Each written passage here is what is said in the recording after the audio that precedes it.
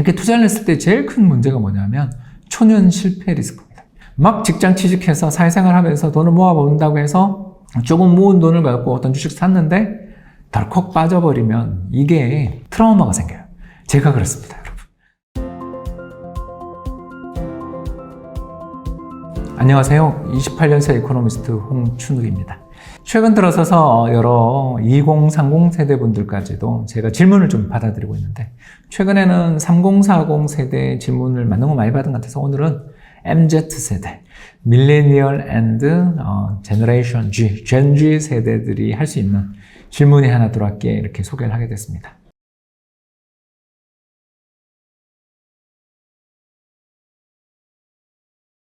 자, 첫 번째 질문은 좀 쉬운 편입니다. 저는 이 종잣돈을 모아갈 때 달러 자산만큼 마음 편한 게 저는 없다 쪽에 의견을 가지고 있어요.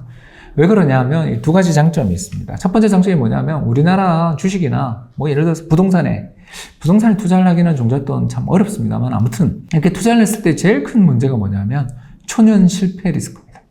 초년 실패가 뭐냐? 막 직장 취직해서 사회생활 하면서 돈을 모아본다고 해서 조금 모은 돈을 갖고 어떤 주식 샀는데 덜컥 빠져버리면 이게 트라우마가 생겨요. 제가 그렇습니다, 여러분. 정말 20대 때 저 좋다는 종목들 열심히 분석해서 샀는데 사자마자 외환위기 왔어요. 이게 애널리스트라니. 여러분 진짜 부끄럽습니다. 이런 일을 겪고 나면 주식이든 부동산이든 다시는 하기 싫어요. 손실봤던 기억 때문에 부끄럽기도 하고. 그래서 자기를 혐오하게 되고요. 그래서 고수익의 자산들에 대해서 오히려 부정적 태도를 갖게 되면 재테크에 굉장히 불리합니다. 어떻게 해야 되냐? 달러로 예금합시다.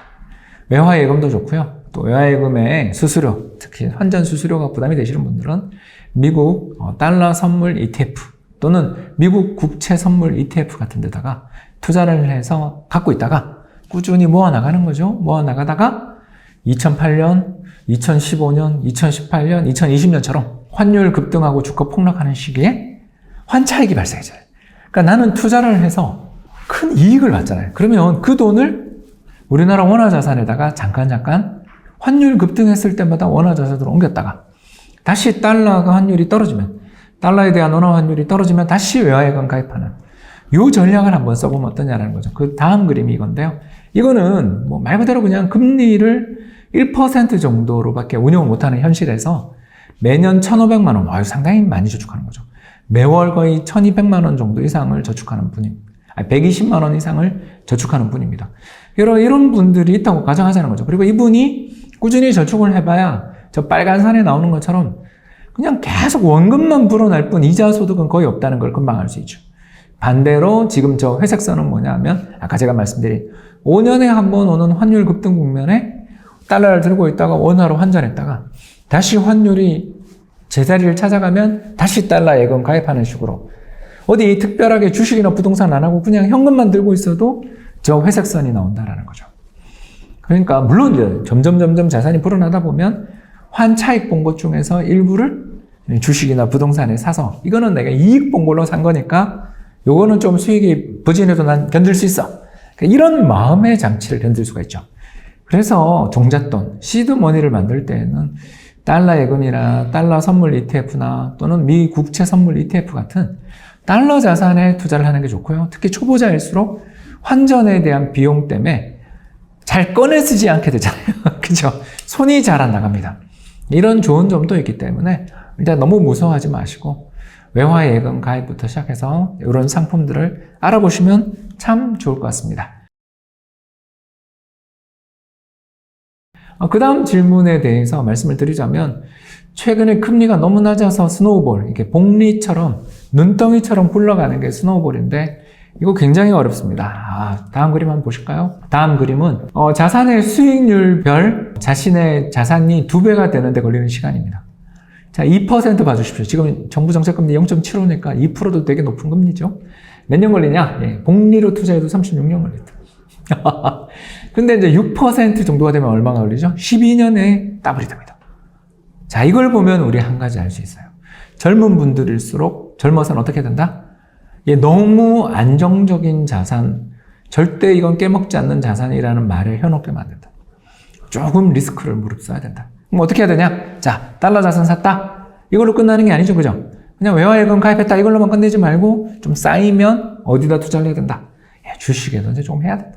왜? 주식의 연평균, 지난 40년 동안 연평균 수익률이 얼마냐면 7.5% 정도 나와요. 한국 주식. 배당 빼고. 굉장히 높은 수익이잖아요. 그런데 그 주식의 환율에 또는 이런 변동성 때문에 무서워서 못하죠. 자, 그럼 어떻게 하죠? 분산하자. 한 방의 자산에다가 올인하지 말고 제발 좀 나눠서 투자하면 이 리스크들을 우리가 좀 피해갈 수 있는 거죠. 그래서 복리 투자 효과를 누리기 위해서는 첫 번째, 아까 이야기했어요? 원금 깨먹으면 안 되죠, 그죠?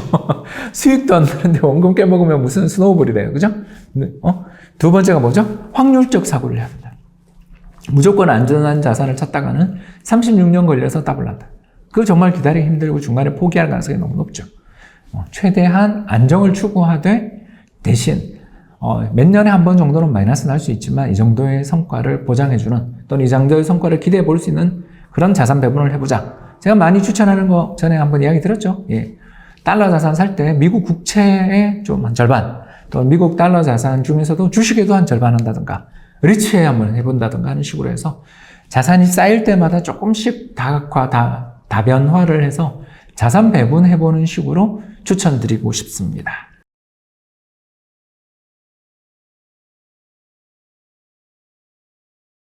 마지막 세 번째 질문은 부동산에 대한 질문인데 좀 어떨 때 사야 되냐, 어떤 게 타이밍이냐. 얼마 전에 제가 하나 동영상도 찍었는데 아주 간단하게 하나만 말씀을 드리겠습니다.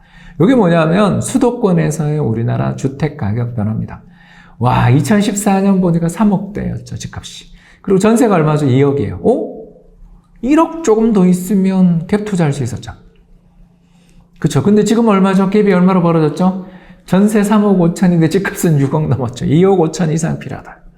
자, 이럴 때는 집을 사기 좋을 때는 아니겠죠. 그죠? 전세라는 것은 결국 거주에 대한 가치, 사용 가치를 나타내는 데 비해서 저 빨간 선 집값은 투자 가치를 포함한 것입니다.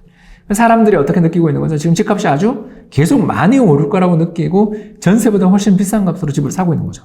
그러니까 기대가 굉장히 많이 포함되어 있는 가격이죠. 자, 이럴 때는 어떻게 해야 되는가?